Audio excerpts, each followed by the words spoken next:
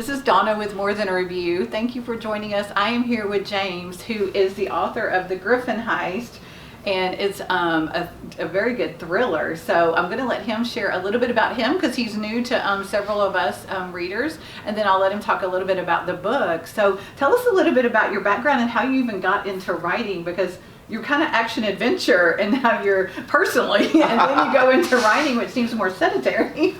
So, I always did want to write. So I started off, my first short story was read over a local town Missouri radio station when I was 12.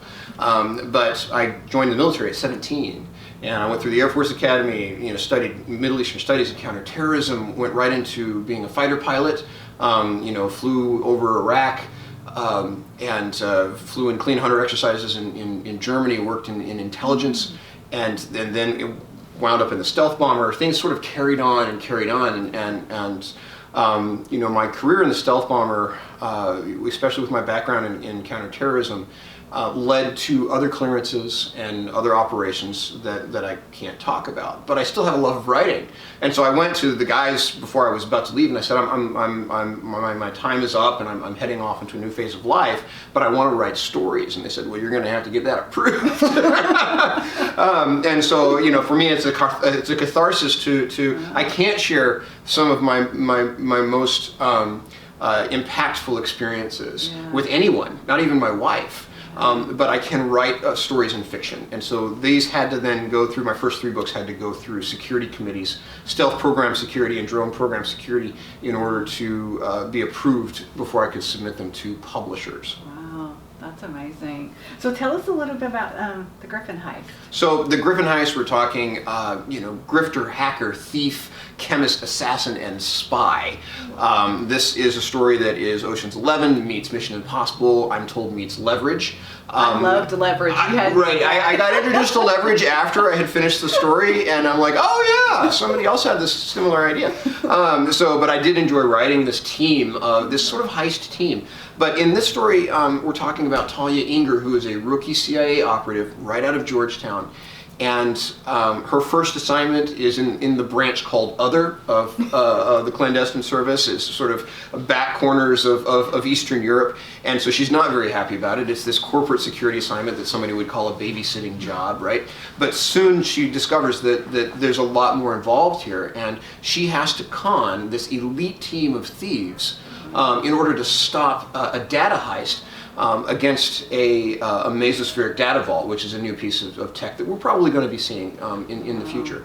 And but as the con progresses, the question becomes that she's working with this roguish civilian liaison, Adam Tyler, and can we trust him? So who's conning who? and that's what we really get into through the story. And then the other side of it is this story of forgiveness and faith, because Talia's a foster kid, and she's lost both parents. She harbors a lot of bitterness, and she's going to have to learn how to forgive before she can begin to heal, and all the way to the point of forgiving the man who killed her father. Oh, wow. Okay. That's some serious forgiveness. Yes, right. You went straight for the juggler. Well, I didn't. I had to actually talk to some counselors to learn how to do that. God actually put me in that situation. Can I share a God story? Absolutely. So I was getting into the book, and I was getting to my plot, because I love my plots. I love my action adventure. It was, I have a tie to that sort of side of things. And I realized that as I'm writing, I was so absorbed in the plot and the action that I was forgetting that this is a story about forgiveness. It's a story about Christ's forgiveness and our need to forgive each other. And so I wrote it in big, on my board in big red letters. This is a story about forgiveness, right? And then I got back to my computer and the phone rang. And it was my day job. And I said, they said, we need you to fly to Copenhagen. And I was like, I don't want to fly right now. I'm writing, I'm going to, right? And lo and behold, the man who was in the flight deck with me, the captain who was in the flight deck with me, his side, not hobby, this is sort of an occupation, a ministry, his side ministry, he is a counselor, and he helps people who have suffered severe traumas, a murdered relative, rape, those sort of traumas, learn to forgive. And so that the moment I realized that this was a story about forgiveness, God put me on a flight deck for 2 8-hour legs with exactly the man I needed to talk to learn how to write this character. Wow. That is a God moment. My goodness. And that you took the flight, you know. Well, yes, yeah. Well, of course, you know, they'll fire me if I don't. Oh, so tell us, what is the best thing about being a writer? You know, the best thing about being a writer is connecting with people and getting that feedback. I've had my children's stories have gone global, and so to get letters from a kid in Russia, in Moscow, that says, you know, I really connected with Jack Buckles, or there was a child in Mexico through Compassion International.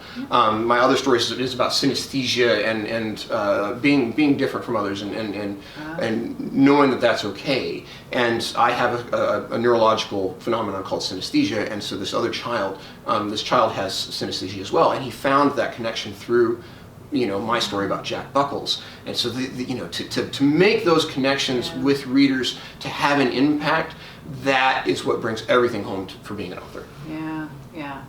And you know, I was always encouraging the readers to let the authors know. Oh yeah, that's what we want to know. That's what we do it for. Please let us know, right? When we touch you, when we have an impact that you know, it makes what we do worthwhile. Yeah. So what is synesthesia? Oh, I'm sorry. Synesthesia is an intersection of the senses. So I see and feel sounds. I hear flashes of light, right? So the most common form is chromesthesia, where sounds have color. And probably 1 in 4,000 Americans has chromesthesia. More of my senses intersect. So depending on the study you read, I'm between a 1 in 200,000, 1 in a million synesthete. And so, you know, for my level, there are little synapse connections, gray matter connections between the senses. About 0.7 nanoseconds after I hear a sound, I have an associated color and texture and feel.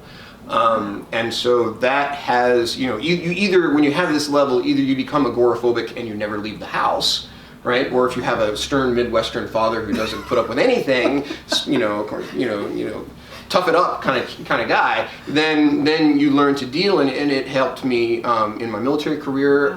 It helped me catch a sniper in Afghanistan in the drone program. So anyway, that's synesthesia, and I incorporated it into my detective character in my children's series. Yeah, that is fascinating. Well, so usually I end the interview with tell us something people would be surprised to know about you. That would be it. That was it. Yeah. He knew the question was coming. I ambushed you with that one, didn't I? Sorry. Well, so let's end with advice for aspiring writers. Oh, my advice for aspiring writers is to go to conferences. You have Thriller Fest, you have BoucherCon, you have Killer Nashville in the mystery thriller genre. In Christian fiction, you have ACFW. You have Blue Ridge Mountain Christian Writers Conference, which I'll be teaching at. And so these are the places where you're going to get rapid learning. You have to follow up with your books and studying your craft, but you get so much learning out of these conferences. They're really a gold mine. Yeah. Thank you so much for joining us. Oh, it's been an absolute pleasure. Thank you for having me. It has been. Thank you, guys.